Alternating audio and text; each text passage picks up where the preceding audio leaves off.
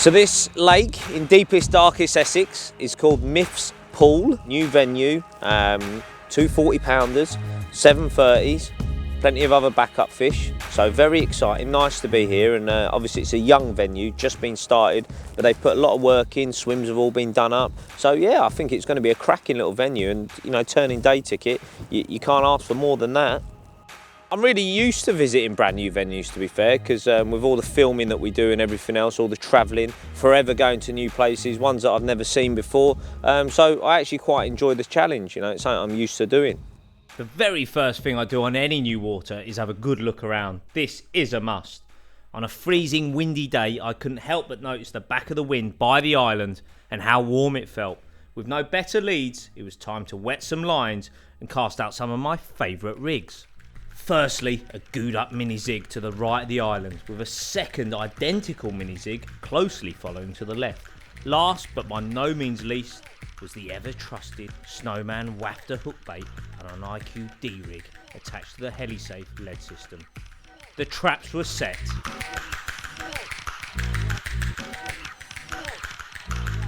Having done the underwater filming, which you go a little bit stir crazy in that tent, you do start to learn a lot about the carp's reactions with tiny little dips and spikes in the air temperature. When the light levels change and you get to springtime, I do think the window's a lot larger. They're more active, they are just naturally waking up. I think in a shallow lake, the temperatures can fluctuate a lot quicker. When I've fished deep lakes in the past, when you've had those first few frosts, they do tend to shut up and they won't produce really consistently until spring is well underway. Where a shallow lake will fish pretty much right through winter. When you get little peaks in the temperature, they'll produce again. And that's why I've always advised people through the colder months, if you can find the shallow lake, they're often more fruitful than a deep lake. Whilst I wasn't intending on filling the place in, I'm not one to come unprepared and quickly set about making an attractor-based mix to suit the time of year.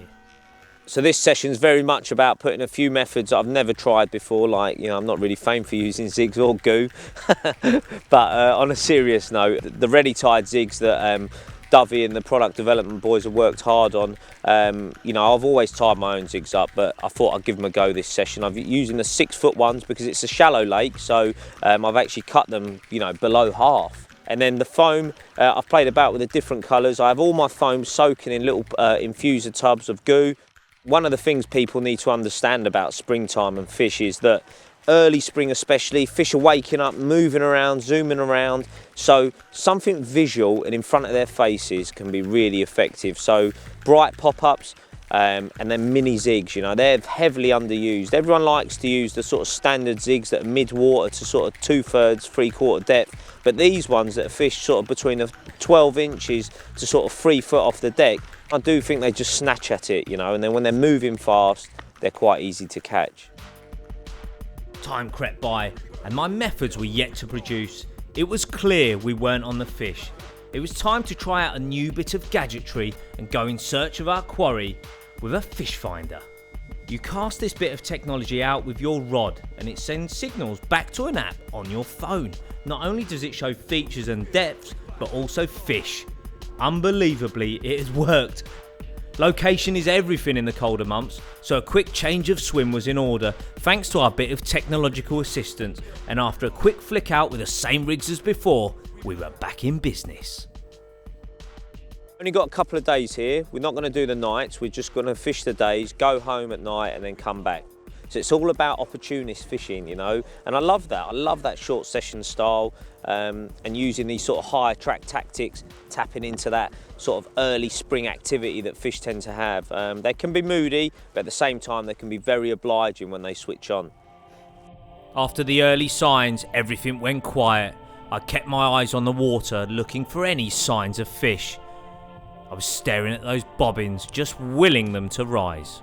Right, well the rods have been out about a couple of hours here with the 2 zigs and 1 little snowman on the middle rod. I've persevered with the singles, no response. I've put a little bit of bait in. I'm going to keep putting, you know, dribs and drabs along this margin because even if nothing happens today, worst case scenario, I can keep the bait going in, and tomorrow when I come back, hopefully these fish at some point would have had a little feed, got a little bit of taste for the cell and these 10mm ones that I've been putting out, something I love using this time of year.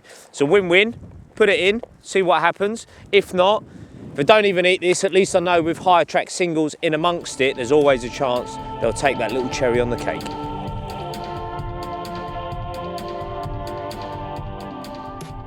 As evening set in, so did a hell of a storm. It was time to get some bait in, get home, and have a rethink.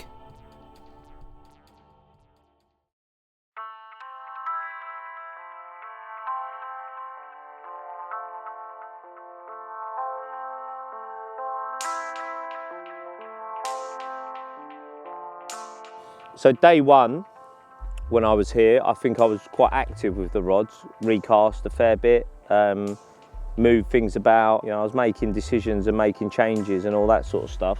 Today, I've decided to sort of set a couple of traps and be a little bit more staged, if you like, and wait for the fish to maybe wake up and have a mooch, because I've never caught a fish from here. So rather than trying to force the issue, I'm now waiting for them to almost decide they want to feed somewhere and hedge my bets. When I went home, and when you've been somewhere, you sort of take stock of the day, you think, right, what could I have done better? You know, it was the first day back fishing for 4 months, so I was definitely sort of rough around the edges with the decision process, but now I feel more composed, and I kind of, you know, I think having little spots on the go is a better way to nick the first bite. I'm not saying that will always be the way, but certainly to get a bite in difficult conditions. And difficult conditions they were. It was all looking a bit grim, until a take out of the blue brought a change of fortune. Well, there's some sessions in life that you think you've got more chance of a busload of Swedish models turning up than catching a carp. Well, the Swedish models didn't turn up, but we did get a bite out of the blue, really out of the blue, to be honest. I had a laugh with the guys, the camera crew. I said, I'm gonna pack the net away, because that always works. And literally, I just pushed the net into the rod bag, saw a sudden little jerky lift on the middle rod over the bait, basically where I saw the fish yesterday, and lo and behold, out of the blue, it ripped off. So I have to admit, on a new lake, it's always lovely to get a bite. Matthew's just there, yeah, mate. One of our friends from Belgium visiting. Thank you. I tell you what, why don't you do the netting? You've got such a lovely hat. Get yourself in there, my old China. You won't be able to talk because they won't be able to hear you. Get down there, that's it. And here, if you come over this side, Matthew. This one was on the Mango Nana, a little wafter. I think I'd soaked some mainline high impact peaches and cream with it, and then on the D rig. So it was a wise move to put 2 on the bottom, and this morning I literally put 6, 7 spoms of bait over the top. It's only a small one, not one of the 40s that are in here. Oh! You know what? When your luck's in, your luck's really in. I'd like to say the hook hold was immense, but as you can see, it just fell out as it went in the net. So my luck really was in. I think I used it all there. Well, I went to the van, got some carp care kit, wound in my right-hand rod that was down the reed bed on a trap that I'd set, and just gooed up the single. This one was on a tiger nut wafter on the cell, and just gooed it up and flicked it back to where I had the last fish, because I don't know why, I just had a hunch that was the thing to do. And literally 6-7 minutes, and it's ripped off again. So that's what you call maximising an opportunity in that sort of real cold springtime, when you need to make the most of that window, because it is cold and the fish don't switch on for very long. And when they do, you need to be on it. Here we go. 2 fish in at once in one net. Can we do it? Yes. Love it. 2 bites in as many minutes, really. And a nice way to see me off before I go home, because it's cold. I'm ready to go home. But these are some 2 little cold water stunners. Lovely. I felt proud of this one, as I felt like I'd earned it. quickly getting the rod back on the spot with a fish already in the net, the window of opportunity was now fully open and I was taking advantage. Well, what can I say? It never rains, it pours. Whoa, fast off the back of my second fish. Literally, we just put some remedy on the first fish. And in between that, I actually cast, oh, what's that snagged on? I cast a little mini zig, the last rod that I actually had. I cast that back onto the spot that I'd had the previous two fish on, and lo and behold, it's roared off. But at the same time, it feels like it snagged me solid on something just now, so definitely still on. I'm not going to pull too hard, because the great thing about this lake not having too much stuff growing around it yet due to its age means I could probably walk around the whole thing and get a different angle on this fish. So fish number 2's in the net, fish number 3's on this rod, fish number 1 is back, and I'm going for a walk. I was desperate to convert this bite into a landed fish, as it had felt the strongest and biggest so far. Ah, it's come off. Ah, what a gutter. Should have been a hat trick. But on the plus point, 2 bites on the wafters and a bite on the mini zig. So let's go back and see that little carp that's languishing in the net. That definitely felt like a bigger fish, but they always do, don't they? It was only once I got this little mirror onto the unhooking mat that we realised what a looker it was. Scaly as you like, and with a lovely frame. It will make somebody very happy when it's a 30.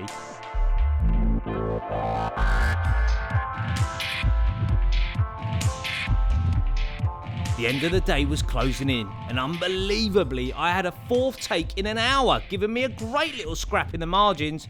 This really was textbook early spring carping.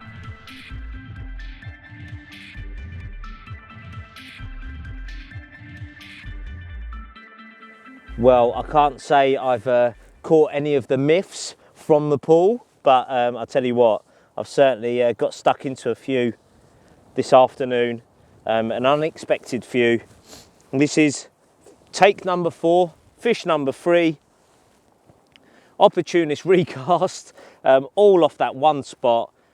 This one, again on that tiger nut, just flopped back out there and it's ripped off straight away. Tiger nut goo magic, that D-rig, everything's worked lovely.